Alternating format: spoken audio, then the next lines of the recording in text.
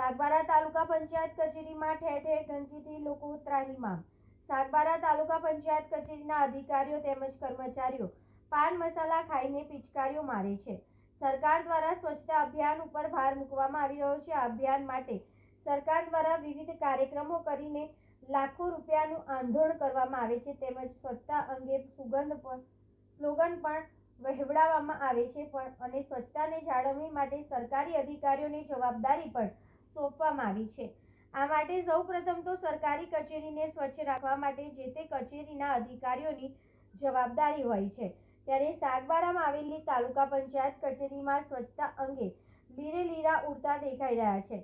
કચેરીમાં શૌચાલય બંધ હાલતમાં જોવા મળ્યા, તેમાં નળ બંધ હાલતમાં જોવા મળ્યા, તેમાં શૌચાલયના દરવાજા પણ ખંડેર હાલતમાં જોવા મળ્યા હતા અને તાળાઓ કાટ ખાઈ ગયા છે। કચેરીની દિવાલો પર પાન મસાલા ખાઈને પિચકારીઓ મારવામાં આવી છે।